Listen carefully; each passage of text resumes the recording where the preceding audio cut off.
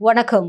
புதுவை மற்றும் அதனை சுற்றியுள்ள பகுதிகளில் நடைபெற்ற பல்வேறு நிகழ்வுகளை பிரதிபலிக்கும் கமலா தொலைக்காட்சியின் செய்திகளுக்காக பிரபாவதி. விரிவான செய்திகளை காண்பதற்கு முன் தலைப்புச் செய்தியை பார்க்கலாம். 24ஆம் தேதி ஆளுநர் உரையுடன் கூடுகிறது பட்ஜெட் கூட்டத்தொடர். அன்றைய தினமே நிதிநிலை அறிக்கையை முதலமைச்சர் ரங்கசாமி தாக்கல் செய்ய உள்ளதாக சபாநாயகர் அன்பழகன் தகவல். கனமழை காரணமாக மதில் சுவர் இடிந்து விழுந்ததில் ஒருவர் பலி, படுகாயங்களுடன் இருவர் மீட்பு. மத்திய உள்துறை அமைச்சர் அமித்ஷா நாளை புதுச்சேரி வருகை. கோரிமேடு காவல் மைதானத்தில் துணைநிலை ஆளுநர் கைலாசநாதர் ஆய்வு. இனி விரிவான செய்திகள். மத்திய உள்துறை அமைச்சர் அமித்ஷா புதுச்சேரி வருகையொட்டி கோரிமேடு காவல் மைதானத்தில் துணைநிலை ஆளுநர் கைலாசநாதர் ஆய்வு மேற்கொண்டார். புதுச்சேரி காவல்துறைக்கு குடியரசுத் தலைவரின் வண்ண கொடி விருது வழங்கும் விழாவில் பங்கேற்க மத்திய உள்துறை அமைச்சர் அமித்ஷா வருகை தர உள்ள நிலையில் விழாவிற்கான முன்னேற்பாடுகள் தீவிரமாக நடைபெற்று வருகின்றன. அதன் ஒரு பகுதியாக கோரிமேடு காவலர் மைதானத்தில் நடைபெற்று வரும் முன்னேற்பாடு மற்றும் ஒத்திகை நிகழ்ச்சிகளை துணைநிலை ஆளுநர் கைலாஷ்நாதன் நேரில் பார்வையிட்டு ஆய்வு செய்தார். விழா ஏற்பாடுகள், பாதுகாப்பு நடவடிக்கைகள், அணிவகுப்பு ஒத்திகை உள்ளிட்ட பணிகள் குறித்து அதிகாரிகளிடம் கேட்டறிந்த அவர் அனைத்து ஏற்பாடுகளும் சிறப்பாக நடைபெற தேவையான அறிவுரைகளையும் வழங்கினார். இந்த ஆய்வின் போது உள்துறை அமைச்சர் நமச்சிவாயம், தலைமை செயலர், காவல்துறை தலைமை இயக்குநர் ஷாலினி சிங் மற்றும் காவல்துறையின் உயர் அதிகாரிகள் உடனிருந்தனர்.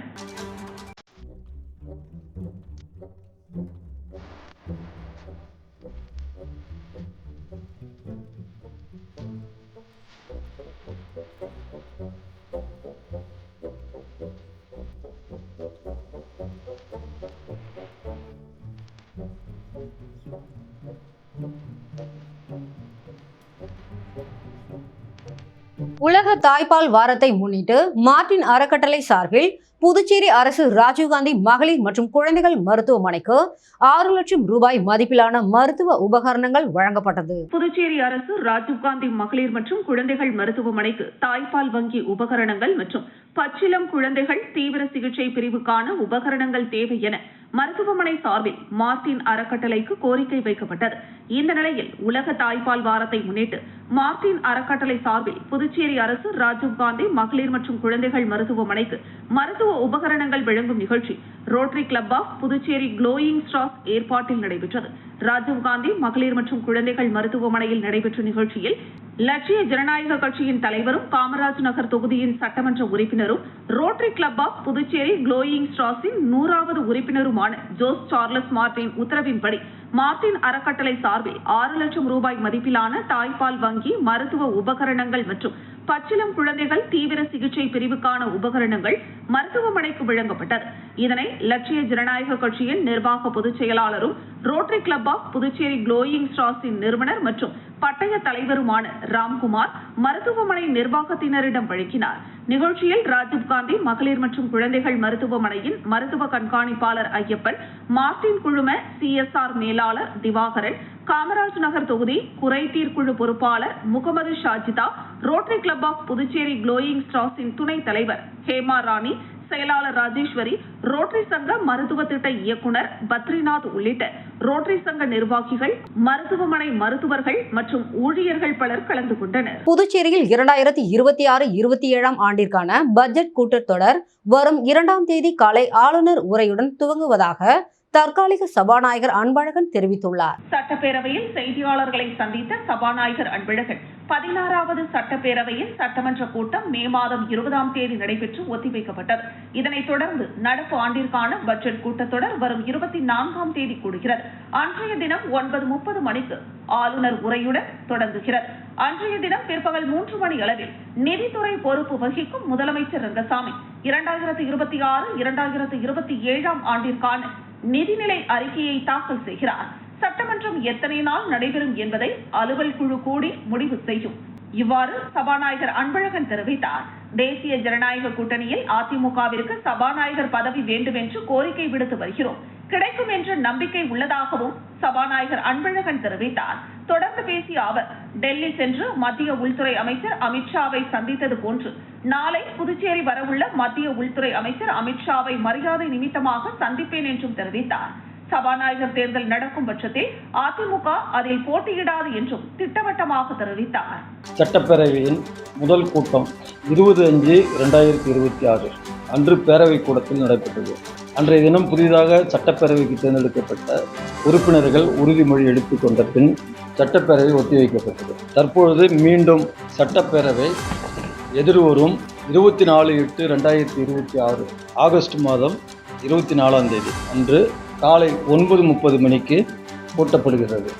அன்றைய தினம் மாண்புமிகு துணைநிலை ஆளுநர் அவர்கள் 9:30 மணிக்கு சட்டப்பேரவையில் உரையாற்றுவார். முத்திரையார் பாளையம் பகுதியில் சிறுவர்கள் மற்றும் மாணவர்களை குறிவைத்து கஞ்சா விற்பனை செய்து வருவதாக கூறப்படும் 5 வாலிபர்களை காவல்துறையினர் கைது செய்து சிறையில் அடைத்தனர். மேட்டுப்பாளையம் காவல் நிலைய எல்லைக்குட்பட்ட முத்திரையர் பாளையம் பகுதியில் சிலர் கஞ்சா விற்பனையில் ஈடுபட்டு வருவதாக காவல்துறையினருக்கு ரகசிய தகவல் கிடைத்தது. இதையடுத்து உதவி ஆய்வாளர் ரமேஷ் தலைமையிலான காவல்துறையினர் அப்பகுதியில் தீவிர ரோந்து பணியில் ஈடுபட்டனர். அப்போது முத்திரையர் பாளையம் பம்ப் ஹவுஸ் அருகே சந்தேகத்திற்கிடமாக நின்றிருந்த 5 பேரை பிடித்து விசாரணை மேற்கொண்டனர். அவர்களின் பதிலில் முரண்பாடு இருந்ததால் சோதனை மேற்கொண்டதில் அவர்கள் கஞ்சா வைத்திருந்தது தெரியவந்தது. விசாரணையில் கைது செய்யப்பட்டவர்கள் கடலூர் மாவட்டத்தை சேர்ந்த 19 வயதான சர்மா, வீராம்பட்டினத்தை சேர்ந்த 18 வயதான கோகுல், பூமியான்பேட்டையை சேர்ந்த 18 வயதான நரேந்திரன், ரெட்டியார்பாளையத்தை சேர்ந்த 19 வயதான பிரசன்னா, விழுப்புரம் மாவட்டத்தை சேர்ந்த 18 வயதான ரோஹித் என்பது தெரியவந்தது. மேலும் இவர்கள் பொதுமக்கள், சிறுவர்கள் மற்றும் மாணவர்களுக்கு கஞ்சா விற்பனை செய்து வந்ததாக காவல்துறையினர் தெரிவித்தனர். இதையடுத்து 5 பேர் மீதும் வழக்கு பதிவு செய்த காவல்துறையினர் அவர்களிடமிருந்து 250 கிராம் கஞ்சா, 2 செல்போன்கள் மற்றும் 2 இருசக்கர வாகனங்களை பறிமுதல் செய்தனர். பின்னர் கைது செய்யப்பட்ட அனைவரும் புதுச்சேரி நீதிமன்றத்தில் ஆஜர்படுத்தப்பட்டு காலாப்பட்டு மத்திய சிறையில் அடைக்கப்பட்டனர்.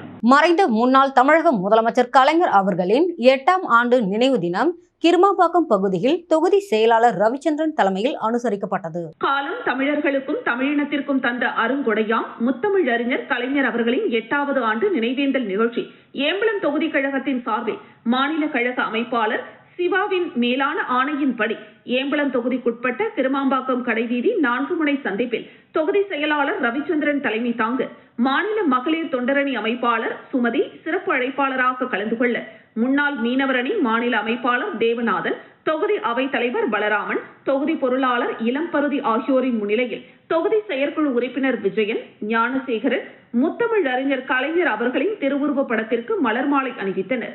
அதனைத் தொடர்ந்து தொகுதி செயற்குழு உறுப்பினர் ராமானுஜம் டைலர், வள்ளுவர்மேடு சிங்காரவேலு, குடியிருப்பு பாளையம் பிரகாஷ், பிள்ளையார்குப்பம் மார்டின் என்கிற மாயவன், பின்னாச்சிக்குப்பம் சங்கர், கிருமாம்பாக்கம் ஹரிகிருஷ்ணன் மேஸ்திரி, நரம்பை ராமன் என்கிற தனபால், சார்காசிமேடு குமரவேல் மற்றும் கழக பற்றாளர்கள் கலந்து கொண்டு தலைவர் கலைஞர் அவர்களின் திருவுருவ படத்திற்கு மலரஞ்சலி செலுத்தினர்.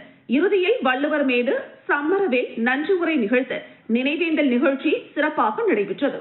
புதுச்சேரியில் பெய்த கனமழையால் தனியார் நிறுவனத்தின் மதில் சுவர் சாலையோர தள்ளுவண்டி டிஃபன் கடை மீது இடிந்து விழுந்ததில் முதியவர் ஒருவர் உயிரிழந்ததுடன் 2 பெண்கள் படுகாயம் அடைந்த சம்பவம் பெரும் சோகத்தை ஏற்படுத்தியுள்ளது. புதுச்சேரியில் இரவு 8:30 மணியளவில் நகர மற்றும் புறநகர் பகுதிகளில் பலத்த மழை பெய்தது. இதன் காரணமாக மேட்டுப்பாளையம் கனரக ஊர்திகள் முனையம் அருகே செயல்பட்டு வந்த தனியார் நிறுவனத்தின் சுமார் 25 அடி நீளமும் 15 அடி உயரமும் கொண்ட மதில் சுவர் திடீரென சரிந்து சாலையோரத்தில் இயங்கி வந்த தள்ளுவண்டி டிஃபன் கடை மீது விழுந்தது. அப்போது அந்த கடையை நடத்தி வந்த அதே பகுதியை சேர்ந்த 60 வயதான கங்காமணி, 50 வயதான சாமுண்டீஸ்வரி, 40 வயதான செங்கேணி ஆகிய மூவரும் இடிபாடுகளுக்குள் சிக்கிக் கொண்டனர். தகவல் அறிந்த சம்பவ இடத்திற்கு விரைந்த தீயணைப்பு துறையினர், காவல்துறையினர் மற்றும் பேரிடர் மீட்பு குழுவினர், மாவட்ட ஆட்சியர் குலோத்துங்கன், டிஐஜி சத்யசுந்தரம் ஆகியோரின் மேற்பார்வையில் சுமார் 2 மணி நேரத்திற்கும் மேலாக மீட்பு பணியில் ஈடுபட்டனர். மீட்பு பணியில் சாமுண்டீஸ்வரி, செங்கேணி ஆகியோர் பலத்த காயங்களுடன் உயிருடன் மீட்கப்பட்டு புதுச்சேரி அரசு மருத்துவமனைக்கு சிகிச்சைக்காக அனுப்பி வைக்கப்பட்டனர். ஆனால் இடிபாடுகளுக்குள் சிக்கியிருந்த கங்காமணி உயிரிழந்த நிலையில் சடலமாக மீட்கப்பட்டார். இதையடுத்து இடிபாடுகளுக்குள் வேறு யாரேனும் சிக்கியுள்ளனரா என்பதை உறுதி செய்யும் வகையில் மீட்பு குழுவினர் 4 மணி நேரத்திற்கும் மேலாக தீவிர தேடுதல் மற்றும் மீட்பு பணியில் ஈடுபட்டனர். ஆனால் இடிபாடுகளுக்குள் யாரும் இல்லை. சம்பவ இடத்திற்கு நேரில் வந்த முதலமைச்சர் ரங்கசாமி மீட்பு பணிகளை ஆய்வு செய்து காயமடைந்தவர்களின் குடும்பத்திற்கு ஆறுதல் தெரிவித்தார். மேலும் சம்பவம் தொடர்பாக உரிய நடவடிக்கை எடுக்க அதிகாரிகளுக்கு அறிவுறுத்தினார். இதேபோல் அமைச்சர் சிவக்கொழுந்து, சட்டமன்ற உறுப்பினர்கள் ஆறுமுகம், அழகானந்தம் உள்ளிட்டோரும் சம்பவ இடத்திற்கு வந்து மீட்பு பணிகளை ஆய்வு செய்து பாதிக்கப்பட்டவர்களுக்கு ஆறுதல் கூறினர். கனமழையால் தனியார் நிறுவனத்தின் மதில் சுவர் இடிந்து விழுந்து முதியவர் ஒருவர் உயிரிழந்த இந்த சம்பவம் புதுச்சேரி முழுவதும் பெரும் அதிர்ச்சியையும் சோகத்தையும் ஏற்படுத்தியுள்ளது. உப்பளம் அருள்மிகு ஸ்ரீ சக்தி மாரியம்மன் கோவிலில் ஆடி திருவிழாவை ஒட்டி பால்குட ஊர்வலம் வெகு விமர்சையாக நடைபெற்றது. புதுச்சேரி உப்பளம் தொகுதி வஉசி வீதி வீரர்வெளி பகுதியில் அமைந்துள்ள அருள்மிகு ஸ்ரீ சக்தி மாரியம்மன் கோவில் ஆடி மாத திருவிழா வெகு விமர்சையாக தொடங்கியது. காலை சுவாமிக்கு எஜமான சங்கல்பம், மகா கணபதி ஹோமம் ஆகியவை நடைபெற்று கொடியேற்றி காப்பு கட்டுதல் நிகழ்ச்சி நடைபெற்றது. இதனைத் தொடர்ந்து புதுச்சேரியில் உள்ள பல்வேறு பகுதிகளை சார்ந்த ஏராளமான பெண்கள் கலந்து கொண்ட பால்குட வீதி உலா நடைபெற்றது. இதில் ஏராளமான பெண்கள் கலந்து கொண்டு பால்குடம் சுமந்து நேர்த்திக்கடன் செலுத்தினர். தொடர்ந்து சக்தி கரகம் வீதி உலாவும் நடைபெற்றது.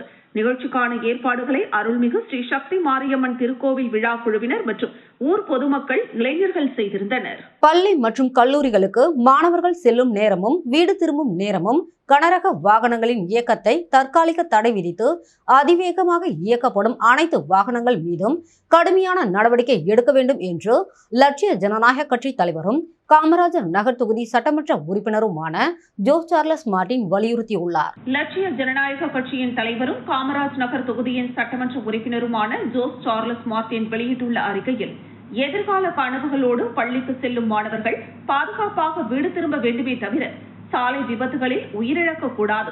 ஆனால் புதுச்சேரியில் பள்ளி மற்றும் கல்லூரி மாணவர்கள் அதிக அளவில் சாலைகளை பயன்படுத்தும் காலை 7:30 மணி முதல் 9 மணி வரையும், மாலை 4 மணி முதல் 5:15 மணி வரையும் கனரக வாகனங்கள் மற்றும் அதிவேகமாக இயக்கப்படும் வாகனங்களால் தொடர்ந்து விபத்துகள் நடைபெறுவது மிகுந்த வேதனை அளிப்பதாக குறிப்பிட்டுள்ளார்.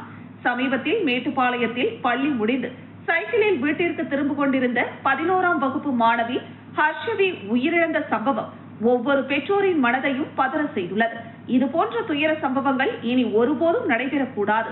எனவே பள்ளி மற்றும் கல்லூரி மாணவர்கள் செல்லும் மற்றும் திரும்பும் நேரங்களில் கனரக வாகனங்களின் இயக்கத்திற்கு தற்காலிக தடை விதித்தும் அதிவேகமாக இயக்கப்படும் அனைத்து வாகனங்கள் மீதும் தீவிர கண்காணிப்பு மற்றும் கடுமையான நடவடிக்கை எடுத்தும் மாணவர்களின் பாதுகாப்பை உறுதி செய்யுமாறு புதுச்சேரி முதலமைச்சருக்கும் சம்பந்தப்பட்ட அதிகாரிகளுக்கும் வேண்டுகோள் விடுப்பதாக லட்சிய ஜனநாயக கட்சியின் தலைவரும் காமராஜ் நகர் தொகுதியின் சட்டமன்ற உறுப்பினருமான ஜோஸ் சார்லஸ் மார்டின் தெரிவித்துள்ளார். புதுச்சேரி அருகே 72 அடி உயர ஸ்ரீ மகா பிரத்திங்கரா காளிக்கு 1008 பால்குட அபிஷேகம் நடைபெற்றது. ஆயிரக்கணக்கான பக்தர்கள் பங்கேற்று நேர்த்திக்கடன் செலுத்தினர். புதுச்சேரி அருகே தமிழக பகுதியான விழுப்புரம் மாவட்டம் வானூர் வட்டம் மொரட்டாண்டியில் அமைந்துள்ள உலகிலேயே மிக உயரமான வரலாற்று சிறப்புமிக்க 72 அடி உயர ஸ்ரீ மகா பிரத்திங்கரா காளி திருக்கோவில் ஆடி மாத 4வது வெள்ளிக்கிழமையை முன்னிட்டு 1008 பால்குட அபிஷேக விழா கோலாகலமாக நடைபெற்றது. விழாவையொட்டி கோவில் நுழைவாயில் பகுதியில் ஒன்று கூடிய 1000க்கும் மேற்பட்ட பெண்கள் அம்மனுக்கு உகந்த நீல நிற புடவைகளை அணிந்து சக்தி கரகம், தீச்சட்டி ஏந்தியும் அலகு குத்தியும் பால்குடம் சுமந்தும் பக்தி பரவசத்துடன் ஊர்வலமாக கோவிலை வந்தடைந்தனர். இதனைத் தொடர்ந்து ஸ்ரீ மகா பிரத்தியங்கரா காளிக்கு 1008 பால்குட அபிஷேகம், சிறப்பு ஆராதனைகள் மற்றும் விசேஷ பூஜைகள் நடைபெற்றன. பின்னர் ஸ்ரீமத் நடாத்தூர் ஜனார்தனன் சுவாமிகள் தலைமையில் மஞ்சள் அபிஷேகம் மற்றும் சிறப்பு வழிபாடுகள் நடைபெற்றன. விழாவில் சிறப்பு அழைப்பாளராக வானூர் குற்றவியல் நீதிமன்ற நீதிபதி பொன்வேந்தன் மற்றும் அவரது துணைவியார் பங்கேற்று பால்குடம் சுமந்து அம்மனை வழிபட்டு சுவாமி தரிசனம் செய்தனர். தமிழகம் மட்டுமின்றி கர்நாடகா, கேரளா உள்ளிட்ட பல்வேறு மாநிலங்களில் இருந்து வந்த ஆயிரக்கணக்கான பக்தர்கள், குறிப்பாக பெண்கள் பால்குடம் சுமந்து தங்களது நேர்த்திக்கடனை நிறைவேற்றினர். விழாவின் நிறைவில் கோவில் நிர்வாகம் சார்பில் பக்தர்களுக்கு அன்னதானம் வழங்கப்பட்டது. வீராம்பட்டினம் செங்கல்நீர் அம்மன் திரு தேரோட்டத்தை ஒட்டி 2ஆம் நாள் திருவிழாவில் சிறப்பு விருந்தினராக முன்னாள் கொம்யூன் பஞ்சாயத்து சேர்மன் ஆனந்தன் கலந்து கொண்டு சுவாமி தரிசனம் செய்தார். புதுச்சேரி மாநிலம் அரியாங்குப்பம் கொம்யூன் வீராம்பட்டினம் அருள்மிகு செங்கழு நீரம்மன் ஆலயத்தில் ஆடி பெருவிழாவை முன்னிட்டு ஒவ்வொரு ஆடி மாத கடைசி வெள்ளியில் திருத்தேரோட்டம் நடைபெறுவது வழக்கம்.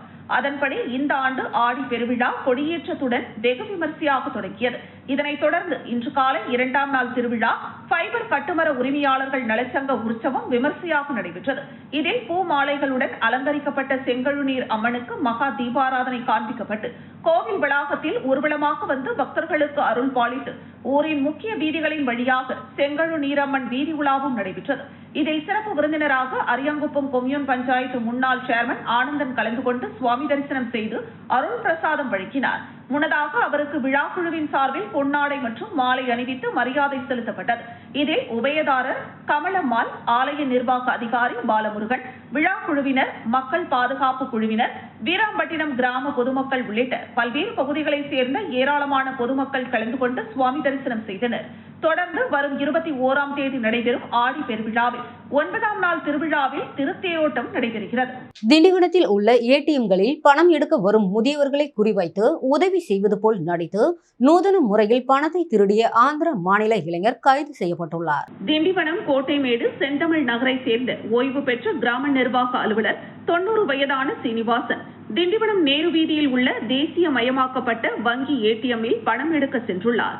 அப்போது அங்கிருந்த இளைஞர் ஒருவர் அவருக்கு பணம் எடுத்து கொடுப்பது போல நடித்து முதியவரின் ஏடிஎம் கார்டை மாற்றி கொடுத்துவிட்டு முதியவரின் ஏடிஎம் கார்டை பயன்படுத்தி 3 தவணைகளாக 19,500 ரூபாய் எடுத்துவிட்டார். தனது வங்கி கணக்கில் இருந்து பணம் எடுக்கப்பட்டதை அறிந்த முதியவர் அதிர்ச்சி அடைந்தார். இதுகுறித்து திண்டிவனம் டவுன் காவல் நிலையத்தில் புகார் அளித்தார். காவல்துறையினர் தீவிரமாக விசாரித்து ஆந்திர மாநிலம் கடப்பா மாவட்டத்தை சேர்ந்த 36 வயதான சீனிவாசுலு என்பவரை கைது செய்து அவரிடமிருந்து 500க்கும் மேற்பட்ட ஏடிஎம் கார்டுகளை பறிமுதல் செய்து தீவிர விசாரணை மேற்கொண்டு வருகின்றனர்.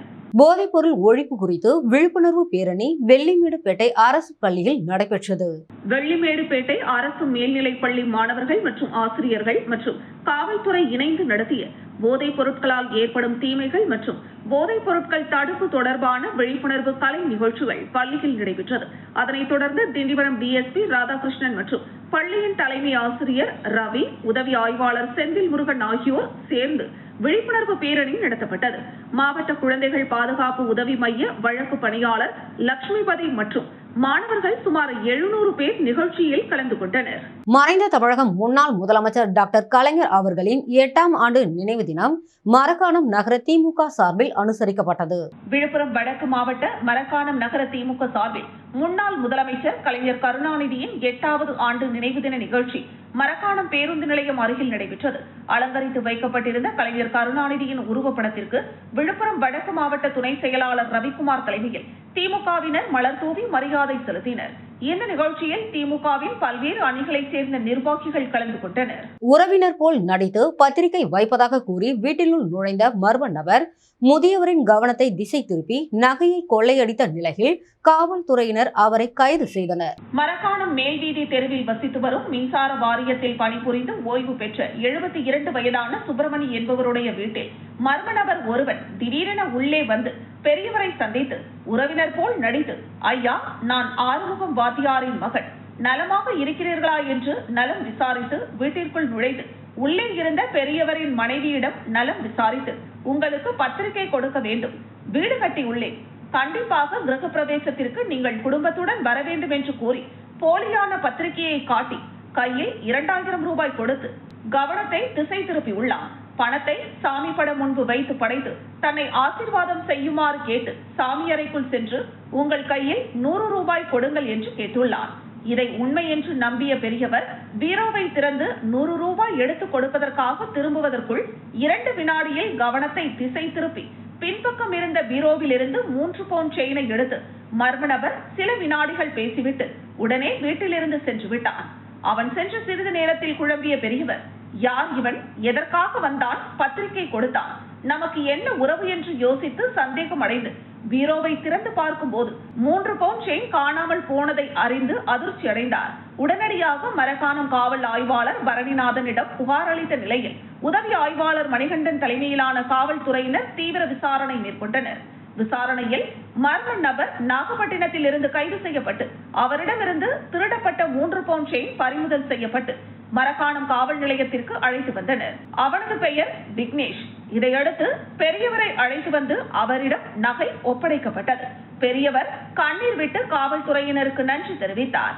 கண்டுபிடித்த ஆய்வாளர் மற்றும் உதவி ஆய்வாளருக்கு விழுப்புரம் மாவட்ட சமூக சேவகர் குமரவேல் பொன்னாடை போற்றி மகிழ்ச்சி தெரிவித்தார். மறைந்த முன்னாள் தமிழக முதலமைச்சர் டாக்டர் கலைஞர் அவர்களின் நினைவு தினம் திண்டிவனம் நகர திமுக சார்பில் அனுசரிக்கப்பட்டது.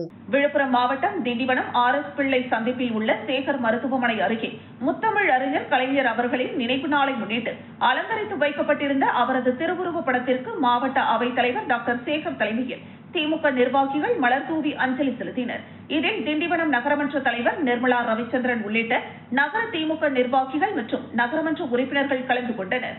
இதேபோல் திண்டிவனம் வட்டாட்சியர் அலுவலகம் அருகே கலைஞர் அவர்களின் நினைவு நாளை முன்னிட்டு 17வது வார்டு நகரமன்ற உறுப்பினர் ரேணுகா இளங்கோவன் ஏற்பாட்டில் முன்னாள் சட்டமன்ற உறுப்பினர் டாக்டர் மாசிலாமணி, நகரமன்ற தலைவர் நிர்மலா ரவிச்சந்திரன் ஆகியோர் அலங்கரிக்கப்பட்ட அவரது திருவுருவ படத்திற்கு மலர் தூவி அஞ்சலி செலுத்தி பொதுமக்களுக்கு அன்னதானம் வழங்கினர். இதில் நகர திமுக நிர்வாகிகள் மற்றும் நகரமன்ற உறுப்பினர்கள் உள்ளிட்ட பலர் கலந்து கொண்டனர். மீண்டும் தலைப்புச் செய்திகள். 24ஆம் தேதி ஆளுநர் உரையுடன் கூடுகிறது பட்ஜெட் கூட்டத்தொடர். அன்றைய தினமே நிதிநிலை அறிக்கையை முதலமைச்சர் ரங்கசாமி தாக்கல் செய்ய உள்ளதாக சபாநாயகர் அன்பழகன் தகவல். கனமழை காரணமாக மதில் சுவர் இடிந்து விழுந்ததில் ஒருவர் பலி, படுகாயங்களுடன் 2 மீட்பு. மத்திய உள்துறை அமைச்சர் அமித்ஷா நாளை புதுச்சேரி வருகை. கோரிமேடு காவல் மைதானத்தில் துணைநிலை ஆளுநர் கைலாசநாதர் ஆய்வு. இத்துடன் செய்திகள் நிறைவடைகிறது. செய்திகளை உடனுக்குடன் தெரிந்து கொள்ள கமலா தொலைக்காட்சி சமூக வலைதளத்தை பின்பற்றவும். நன்றி, வணக்கம்.